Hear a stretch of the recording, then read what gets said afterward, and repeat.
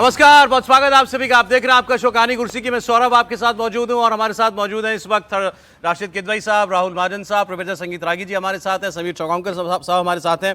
Viewers, break से पहले मैंने आपको एक खबर बताई थी कि 30 तारीख से लेकर 1 तारीख की शाम तक प्रधानमंत्री नरेंद्र मोदी तमिलनाडु में विवेकानंद रॉक्स पर जाकर, जहां पर बाकी स्वामी विवेकानंद जी ने जाकर ध्यान किया था और उसके बाद उन्होंने एक विकसित श्रेष्ठ भारत की जो उनकी परिकल्पना थी वो दी थी, उस जगह पर जाकर प्रधानमंत्री ध्यान करेंगे।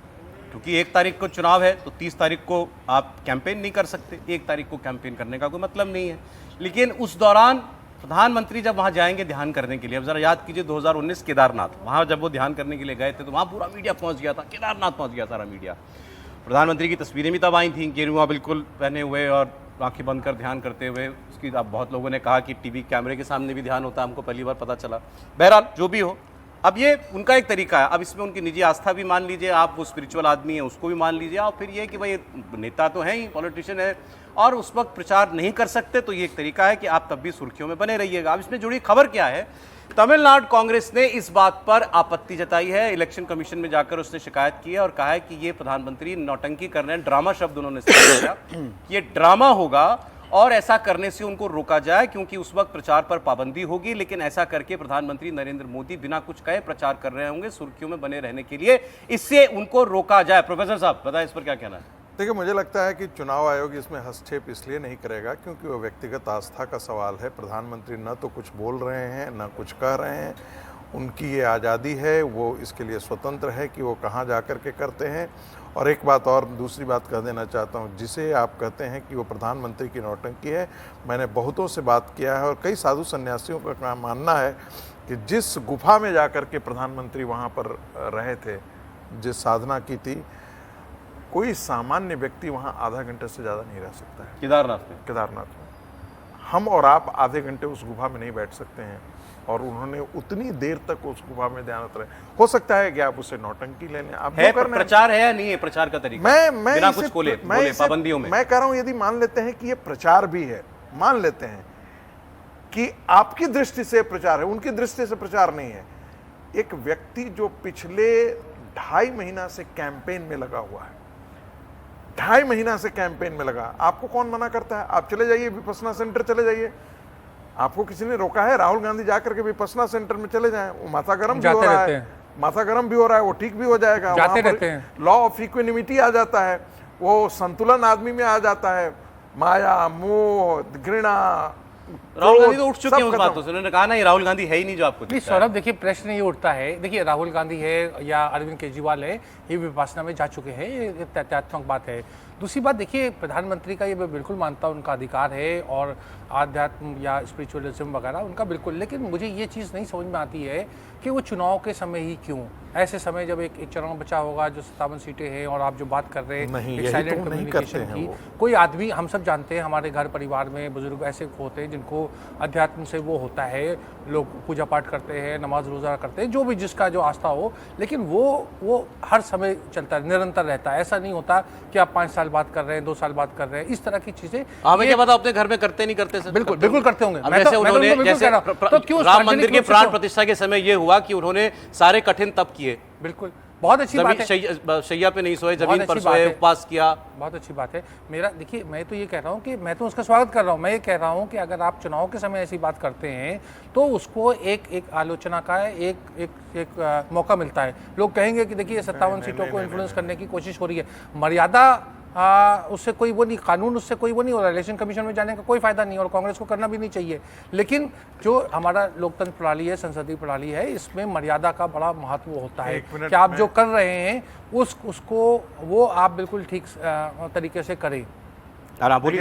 देखिए, ये तो प्रधानमंत्री के लिए, देखिए प्रधानमंत्री जी अपना प्रचार तो नहीं कर रहे हैं, लेकिन कांग्रेस पार्टी उनका प्रचार कर दे रही है। बहुत सारे लोग जो नहीं भी जानते थे उस दिन जरूर जान जाते और मीडिया की टीम जरूर जाएगी, इसमें कोई दो राय नहीं। लेकिन सवाल है कि क्या आपको किसी दूसरे पार्टी के नेता को रोका गया है, क्या मना किया गया है?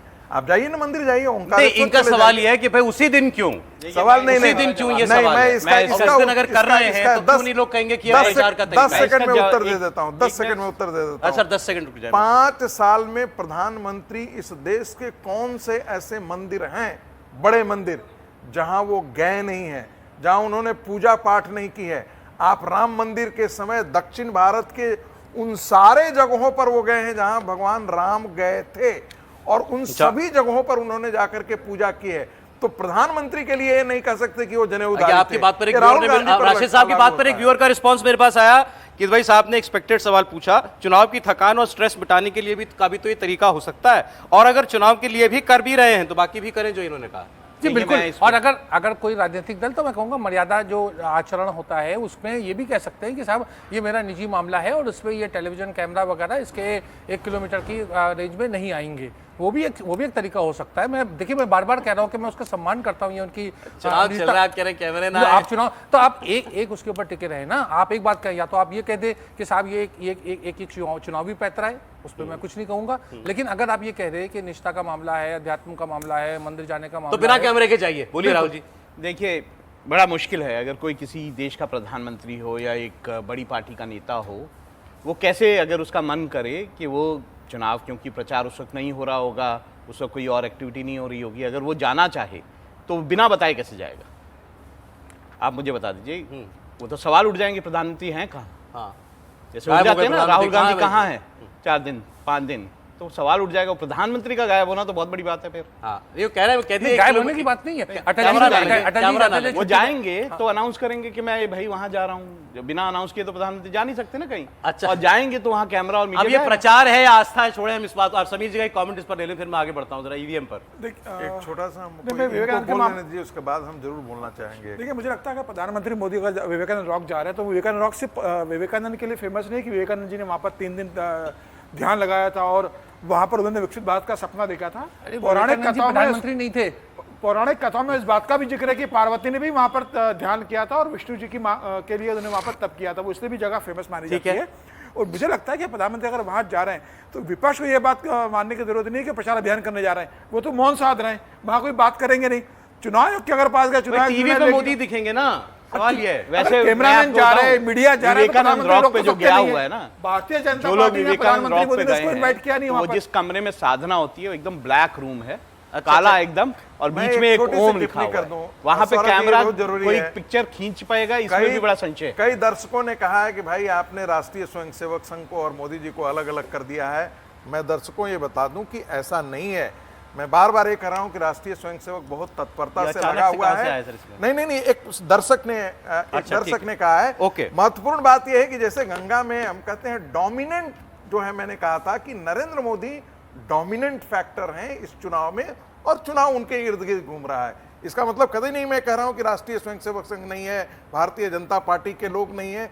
अच्छा, समेकित प्रयास है। अब जरा अमित शाह जी का बयान आप ईवीएम पे सुनिएगा कि ये चुनाव विपक्ष बुरी तरह हारेगा और एज एक्सपेक्टेड फिर ये कहेंगे ईवीएम ईवीएम ईवीएम। रागी जी ने तो इससे बड़ी कल पे एक बात बोल दी थी कि ईवीएम पर तो बोलेंगे ही, लेकिन फिर ये शायद इन चुनाव के नतीजों को मानने से भी इनकार कर दे, तो एक और द्वंद्व जो देश के अंदर चिढ़ जाएगा। पहले आपको अमित शाह जी की बात सुनाता हूं, फिर ईवीएम पर कुछ डेटा के साथ तथ्यात्मक बात करेंगे। सुनिए अमित शाह जी। भाइयों बहनों, आज मैं एक बात कहकर जाता हूं।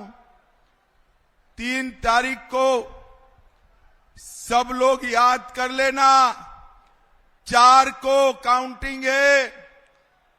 4 की दोपहर को ये दोनों शाहजादे प्रेस कॉन्फ्रेंस करेंगे और प्रेस कॉन्फ्रेंस कर कर कहेंगे ईवीएम खराब था इसलिए हम चुनाव हार गए। इन्होंने तय कर लिया है कि हार का ठीकरा ईवीएम पर फोड़ना है। ठीक है साहब, अब ईवीएम की बात पर आ जाते हैं। देखिए, इस चुनाव में ईवीएम का विषय सुप्रीम कोर्ट में गया। सुप्रीम कोर्ट ने कहा आप हर संस्था पर हर चीज पर सवाल नहीं उठा सकते। वहां कहा गया अमेरिका इस्तेमाल नहीं करता, तो वहां कहा गया कि अमेरिका में कितने वोटर होते हैं, आप क्या कितने वोटर हैं, अमेरिका की आबादी से 3 गुना ज्यादा तो वोटर हैं यहाँ पर। खैर, ये सारी बातें सब हुई। फिर बात उठी कि साहब ये फॉर्म जो 17C है, इसका डेटा इलेक्शन कमीशन वेबसाइट पर डाले। इलेक्शन कमीशन ने कहा इससे छेड़छाड़ हो जाएगी, हम इसलिए डालना नहीं चाहते। अब जरा किसी एक क्रेडिबल आदमी ने एक इन्फॉर्मेशन भेजी मुझे, मैं वो आपको बता रहा हूँ। राज साहब, आपकी टिप्पणी इस पर लूंगा कि ये 6 चरण का चुनाव 486 सीट पर हो गया। हर सीट इसके मुताबिक लगभग देश में 9 लाख पोलिंग स्टेशन हैं जहां पर वोट हो गया। 9 लाख पोलिंग स्टेशन। अब वहां पर दर्जनों उम्मीदवार होते हैं। मान लीजिए कि 10 उम्मीदवार हैं एक पोलिंग स्टेशन के ऊपर, 10 कैंडिडेट हैं और हर किसी का एक पोलिंग एजेंट है हर उम्मीदवार का। इस लिहाज से 90 लाख पोलिंग एजेंट हो गए देश में, 90 लाख पोलिंग एजेंट। अब वो ये कह रहे हैं कि ये जो फॉर्म 17C हर ईवीएम में कितना वोट पड़ा, ये सब कुछ हर पोलिंग एजेंट को दिखाया जाता है।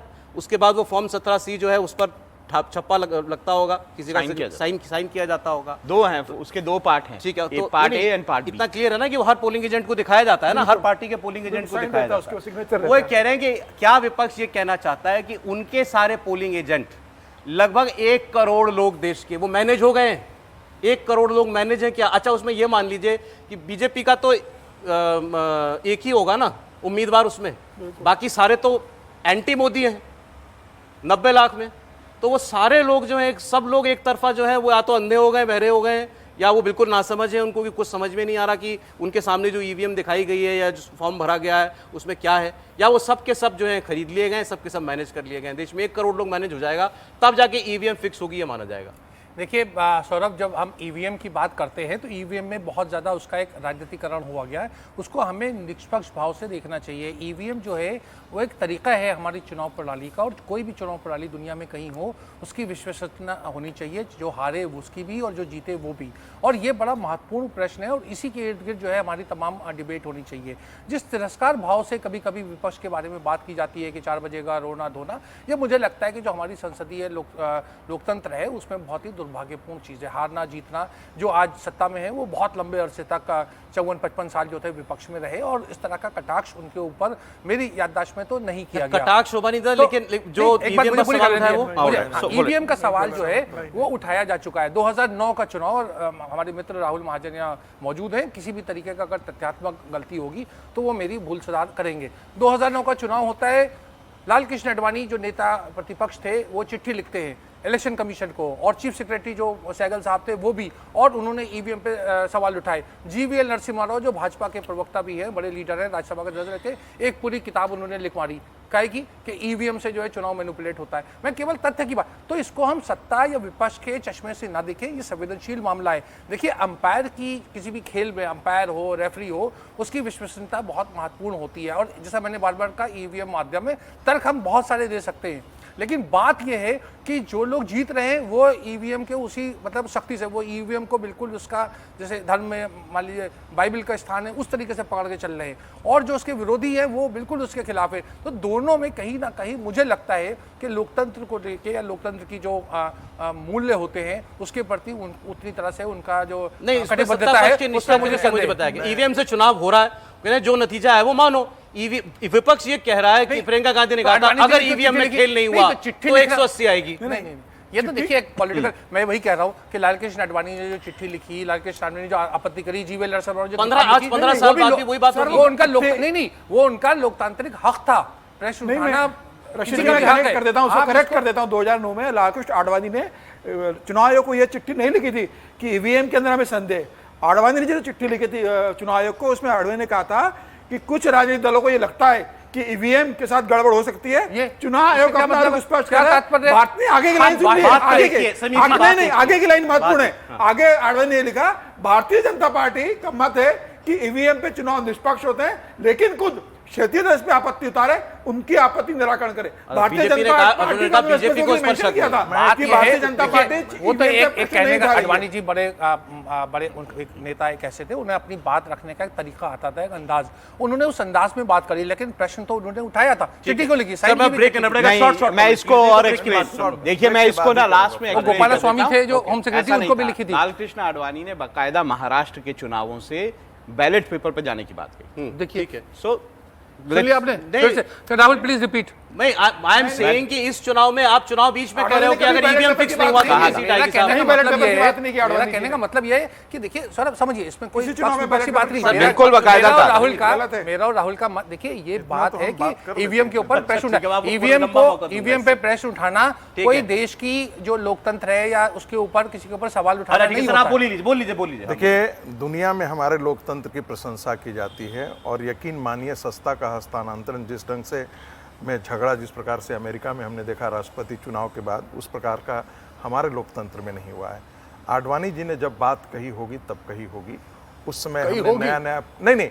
नया नया हम लोगों ने प्रयोग किया था इस मामले में, कोई बहुत हम मैच्योर नहीं हुए थे इस मामले में।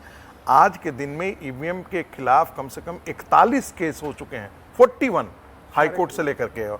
चुनाव आयोग ने बार बार कहा कि आप इसको हैक करके जरा दिखा दीजिए। चुनाव आयोग ने दूसरी बात कहा, अमेरिका में वो लोग नेटवर्क से जुड़ा हुआ होता था, हमारे यहाँ हर ईवीएम। अब आप बार बार जब इन मुद्दों को लाते हैं तो आप अपना फील्ड में काम नहीं करते हैं।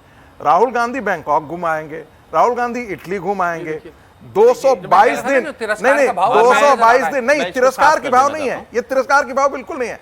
आप जमीन पर काम करेंगे नहीं, आपका जमीन पर संगठन नहीं है। जब आप चुनाव हार जाते हैं, तथ्यात्मक बात नहीं, नहीं सौरभ चुनाव देखिए, जब आप हार जाते हैं जब तब आप भाजपा, कहते हैं भारतीय जनसंघ और वाम दल 56 साल विपक्ष में रहे तो क्या वो काम नहीं कर रहे थे? नहीं, कौन सा तर्क है? लोकतंत्र में इसका तो मतलब ये कि आपसे कह रहा हूं, प्रोफेसर साहब, आप पढ़े लिखे आदमी हैं, आप ऐसी बातें ना करें जिससे आप पे उंगली उठे। आप उत्तर सुन लीजिए।